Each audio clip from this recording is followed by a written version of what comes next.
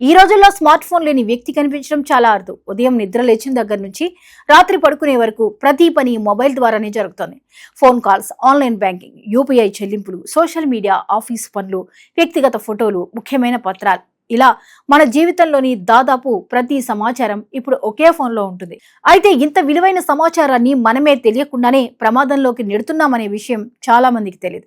ముఖ్యంగా బ్లూటూత్ ను ఎప్పుడూ ఆన్లో ఉంచే అలవాటు ఇప్పుడు పెద్ద సైబర్ ముప్పుగా మారుతోంది. కేవలం హెడ్సెట్ కనెక్ట్ చేసుకోవడం కోసం ఆన్ చేసిన బ్లూటూత్ చివరికి మీ బ్యాంక్ ఖాతా ఖాళీ అయ్యే పరిస్థితిని కూడా తీసుకురాగలదని సైబర్ భద్రతా నిపుణులు హెచ్చరిస్తున్నారు. అసలు బ్లూటూత్ ద్వారా హ్యాకర్లు ఎలా ఫోన్లోకి ప్రవేశిస్తారు? బ్లూ బగ్గింగ్ అంటే ఏంటి? నిజంగా ఎంత ప్రమాదకరం? దాని నుంచి ఎలా రక్షించుకోవాలి? ఇప్పుడు పూర్తి వివరాలను తెలుసుకుందాం. సాధారణంగా చాలా మంది వైర్లెస్ ఇయర్ బడ్స్, బ్లూటూత్ హెడ్సెట్లు, స్మార్ట్ వాచ్లు, కార్ ఆడియో సిస్టమ్ల కోసం బ్లూటూత్ ను ఉపయోగిస్తుంటారు. ఒకసారి ఆన్ చేసిన తర్వాత మళ్ళీ ఆఫ్ చేయడం మర్చిపోతారు. కొందరైతే 24 గంటలు బ్లూటూత్ ఆన్లోనే ఉంచుతారు. ఇది చాలా ప్రమాదకరమైన అలవాటుని సైబర్ నిపుణులు చెప్తున్నారు. ఎందుకంటే బ్లూటూత్ ఆన్లో ఉన్నంతసేపు మీ ఫోన్ సమీపంలోని ఇతర బ్లూటూత్ డివైజ్ల కోసం వెతుకుతూనే ఉంటుంది. ఇదే అవకాశాన్ని సైబర్ నేరగాళ్లు ఉపయోగించుకునే ప్రయత్నం చేస్తారు. ప్రత్యేకంగా రద్దీ ఎక్కువగా ఉండే ప్రాంతాల్లో ఈ ప్రమాదం మరింత ఎక్కువగా ఉంటుంది. బస్ స్టాండ్లు, రైల్వే స్టేషన్లు, ఎయిర్పోర్ట్లు, షాపింగ్ మాల్స్, సినిమా థియేటర్లు, కాలేజీలు, పెద్ద ఈవెంట్లు జరిగే ప్రదేశాల్లో ఒకేసారి వందలాది మొబైల్ ఫోన్లుంటాయి. అలాంటి చోట్ల హ్యాకర్లు ప్రత్యేక సాఫ్ట్వేర్లు, పరికరాలను ఉపయోగించి బ్లూటూత్ ఆన్లో ఉన్న ఫోన్లను గుర్తిస్తారు. ఒకవేళ మీ ఫోన్ భద్రత బలహీనంగా ఉంటే దానిలోకి చొరబడేందుకు ప్రయత్నిస్తారు. దీన్నే సైబర్ భద్రతా ప్రపంచంలో బ్లూ బగ్గింగ్ అని పిలుస్తారు. కొన్ని చోట్ల దీన్ని బ్లూ టగ్గింగ్ అని కూడా పేర్కొంటారు. అంటే బ్లూటూత్ కనెక్షన్లోని బలహీనతలను ఉపయోగించుకుని ఫోన్లోకి అక్రమంగా ప్రవేశించడం. సాధారణంగా బ్లూటూత్ రేంజ్ సుమారు 10 మీటర్ల వరకు ఉంటుంది. అంటే మీకు తెలియకుండానే మీ పక్కనే నిలబడి ఉన్న వ్యక్తి సరైన పరికరాలు ఉంటే మీ ఫోన్ను టార్గెట్ చేసే అవకాశం ఉంటుంది.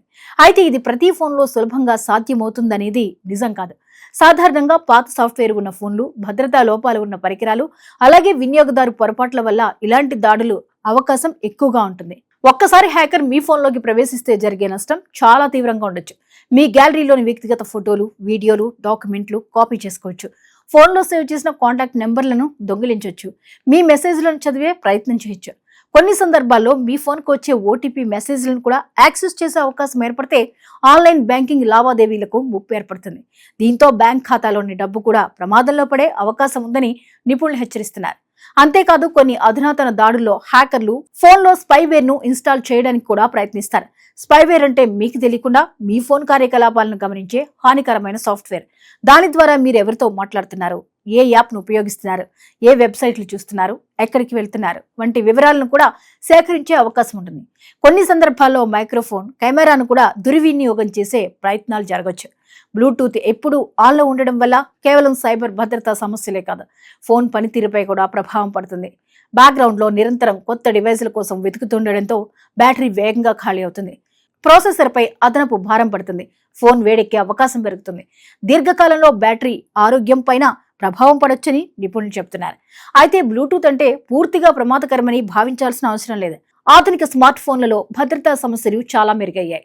తాజా ఆపరేటింగ్ సిస్టమ్లు, భద్రతా అప్డేట్లు ఉంటే ప్రమాదం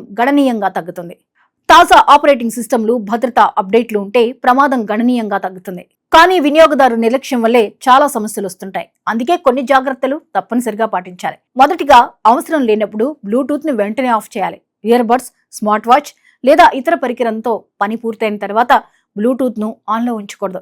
రెండోది, ఫోన్లోని బ్లూటూత్ సెట్టింగ్స్ లో నాన్ డిస్కవరబుల్ లేదా హిడెన్ మోడ్ అందుబాటులో ఉంటే దాన్ని ఉపయోగించాలి. దీంతో ఇతరుల ఫోన్లకు మీ డివైస్ కనిపించకుండా ఉంటుంది. మూడోది, తెలియని వ్యక్తుల నుంచి వచ్చే బ్లూటూత్ పేరింగ్ రిక్వెస్ట్లను ఎప్పుడూ అంగీకరించకూడదు. ఎవరు పంపారో తెలియకుండా ఓకే నొక్కడం ప్రమాదకరం. నాలుగోది, ఫోన్కు వచ్చే సాఫ్ట్వేర్ అప్డేట్లను నిర్లక్ష్యం చేయకూడదు.